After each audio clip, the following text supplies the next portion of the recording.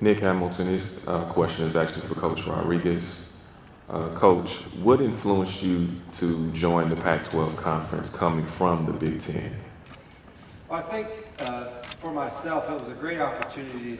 I wanted to get back on the sidelines, but I just didn't want to jump to any place. I wanted to be in this place that I thought could be special and that you could build a championship program, raise your family, and have a great environment to be in. And I think all that was met at the U of A. Greg Byrne, our athletic director, I've known for a few years, and he did a terrific job. I never visited Tucson. The first time I was in Tucson was the day of my press conference, but he did. I'd been to Arizona quite a few times. I'd followed the program, I know Mike Stoops for quite some time, and so I knew a little bit about what the U of A was about before I took the job. But Greg did a great job explaining it, and I think everything that we got going on with our new Lowell Stevens football facility that's getting built to be done next year. I think the players are hungry. I think the town is hungry. I think the university is hungry for success, and we've been close before. One of the guys that I reached out to early was Dick Tomey, who had great success at the U of A in the mid-'90s, and he was close. But yet something kept us from going over the top, whether it was facilities or commitment, what have you.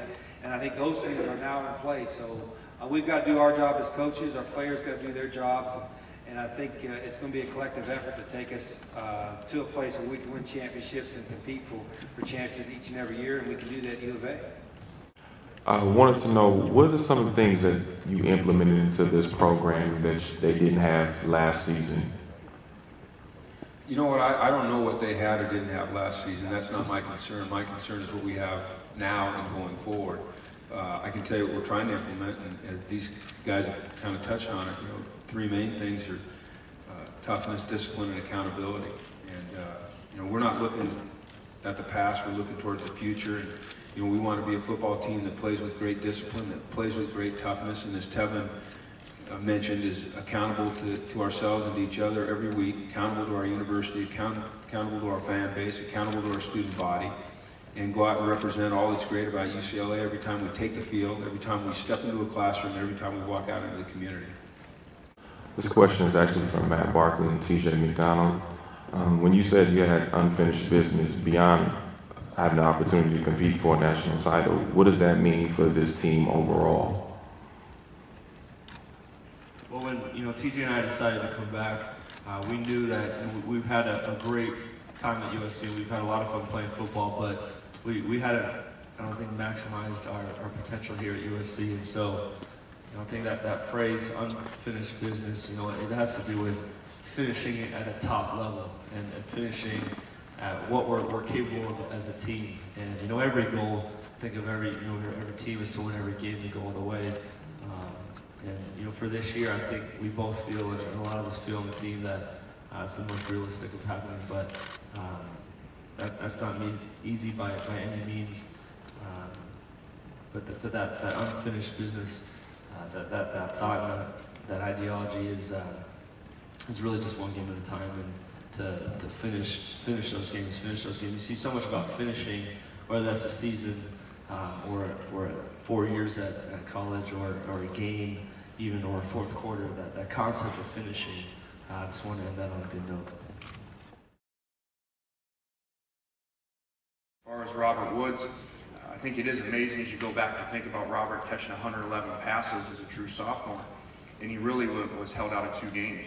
He should have had a conference championship game and a bowl game to add to that conference record. So it really is amazing what he did, and when you combine it with it, he was probably 75% the whole season long. So hopefully he'll be at 100% as we get into training camp and as we get into the season to see what he could do at full speed. Nick Hamilton here. This question is for Coach Kelly. With the departure of Michael James, how big of a role will increase for DeAnthony Thomas? I think DeAnthony's role will increase, and I also think Kenyon's role will increase.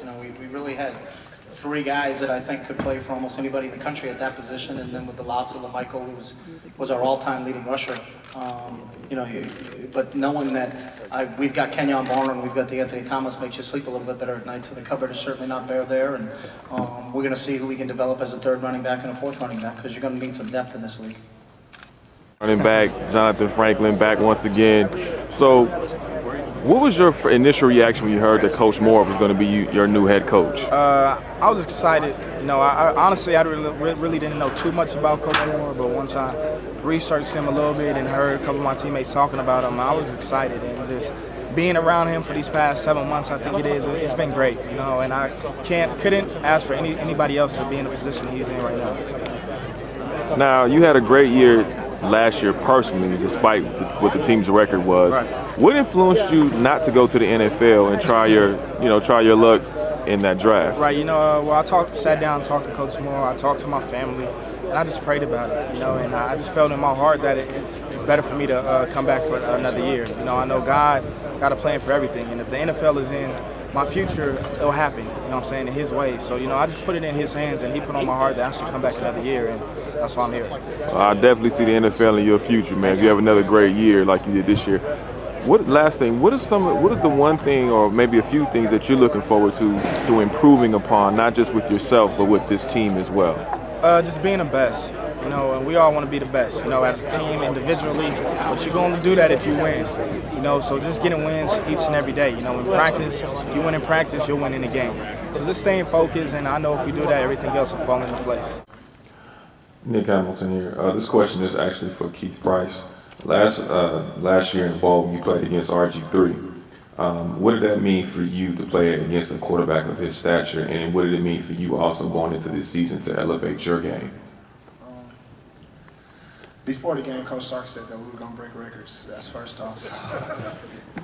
So I knew he was going to call up some stuff, but I knew it was a big stage. It's either you show up or you go home, and I think the offense, we showed up to play. Obviously, we didn't get the win, but it was fun playing against RG3. He's a great talent, but we lost the game.